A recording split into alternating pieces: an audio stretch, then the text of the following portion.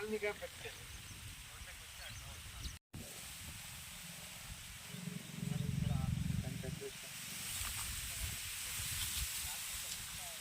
అనుకోని ఇంకే బోలా ఊర్లో ఇంకా ఎక్కువ ఎట్లా ఖర్చు పెట్టించాలని వాళ్ళు చూస్తారు. వాళ్ళు దీనికి మంది ఇయ్యరు, తీసుకుపోతేనే దీనికి మన షాప్లో ఏ స్టాక్ ఎక్కువ ఉందో దాన్ని తీసుకొచ్చి మీకు ఇస్తారు. కొట్టేసి మీరు మళ్ళీ మనం రోగాలు తెచ్చుకుంటాం. ఈరోజు కదిరిపత్తలపల్లి తగినటువంటి ఒక మిత్రుడు రైతు రఘునాథ్ రెడ్డి, అదేవిధంగా కంప్లైంట్ కలవడం జరిగింది. వీళ్ళు ఈ యొక్క కొర్ర పంటను గత 2 సంవత్సరాలుగా చేస్తున్నారు. ఇక్కడ పంట కారణంగా వీళ్ళు వేయడం కారణంగా చుట్టుపక్కల ఉన్న వాళ్ళు కూడా వీళ్ళని చూసి వేస్తున్నారు. మనం ఈ ప్రాంతంలో కొర్ర సామ అధికంగా పండించాలని చెప్పి, ఎందుకంటే మన వాళ్ళు వేరుశనగ వేసి ఆ భూమిలో ఉన్నట్టు సత్తం తీసేశారు. ఇప్పుడు వేరుశనగ పండేటువంటి దానికి తగ్గట్టుగా వాతావరణ పరిస్థితులు కూడా సరిగా లేవు. వర్షాలు కూడా సక్రమంగా రాని కారణంగా రైతు వేరుశనగ వేయడం నష్టంగా లేస్తే పెట్టుబడి ఎక్కువైపోయి నష్టంగా భావిస్తున్నారు. కాబట్టి వేరుశనగ మానేస్తుంది. దానికి ఆల్టర్నేట్గా ప్రత్యామ్నాయ పంటగా మనం ఈ ప్రాంతంలో కొర్రలు కానీ సామలు కానీ ఆరికలు కానీ వేసుకోవాలని చెప్పి మనందరూ కూడా సూచిస్తున్నాం. అన్న దినేష్ గారు కూడా గత 2010 నుంచి కూడా ఈ ప్రాంతంలో వీటి మీద పరిశోధన చేసి రకరకాల అనుభవం ఉంది. కాబట్టి ఈ ప్రాంతంలో మనందరం కలిసి ఈ ఆరికలు ఈ సామలు కొర్రల గురించి చాలామంది రైతులు అందియాల. రైతు తన స్వయంగా చెప్తున్నాడు, గత సంవత్సరం 1/2 ఎకరా వేస్తే దాదాపు 10,000 రూపాయలు పెట్టుబడి వచ్చింది, 30,000 రూపాయల ఆదాయం, అంటే 30,000 రూపాయల మొత్తం వచ్చింది, అంటే 20,000 లాభం వచ్చింది.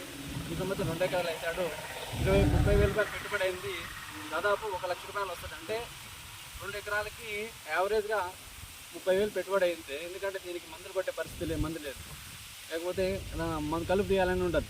కనుక రైతుకు గ్యారంటీ పంట, ఎందుకంటే ఎక్కువ లాభం ఉండదు, ఎక్కువ తక్కువ ఉండదు. కంపల్సరీగా మనం పెట్టిన ఆదాయం ఏదైతే ఉందో పెట్టుబడికి నష్టం రాకోకుండా ఆదాయం వచ్చేటువంటి పరిస్థితి ఈ యొక్క పంటకు ఉంటుంది. కాబట్టి రైతులందరూ కూడా మినిమం గ్యారెంటీ ఉన్నటువంటి ఈ యొక్క చిరుధాన్యాలను పండించాలా. దీని ద్వారా మార్కెటింగ్ కూడా ఈరోజు మిత్రుడు చెప్తానంటూ మినిమం 5,000 రూపాయలు పైన ఉంటే మనకు ఎక్కువ లాభం వస్తుందన్న. ఎందుకంటే 5,000 రూపాయలు తక్కువ ఉంటే కొంచెం ఉంటుంది. కనుక ప్రభుత్వం నుంచి మనం అదే అడుగుతున్నాం. ఈ యొక్క ఏ సాములు కొర్రలు ఉన్నాయి వీటికి ప్రభుత్వం మంచి ధర ఎంఎస్పీని కల్పిస్తే ఈ ప్రాంతంలో ఇంకొక ఎక్కువ మంది కూడా రైతులు చేసుకోవడానికి కూడా అవకాశం ఉంటుంది. ప్రభుత్వం యంత్రాంగం కావచ్చు, ప్రజాప్రతినిధులు కూడా ఈ ప్రాంతానికి తగ్గటువంటి వాతావరణ పరిస్థితి తగ్గట్టుగా ఈ యొక్క చిరుధాన్యాలకు విస్తరించేందుకు కృషి చేయాలని చెప్పి కోరుకుంటున్నాం. సామలు, ఆరికలు ఇలాంటి చిరుధాన్య పంటలంతా కూడా మన పెద్దలు పండిస్తూ ఉన్నారు. కానీ ఈ మధ్య కాలంలో అంతరించిపోయినాయి. ఈ ప్రాంతంలో ఎక్కడ కూడాను మనం తెలిసే పొరలు కనపడడం, వేరుశనగ కూడా మానేసినారు.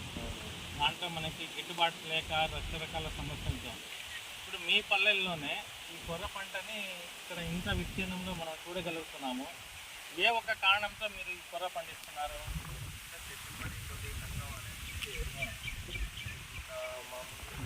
ఎక్కువ పడతాయి.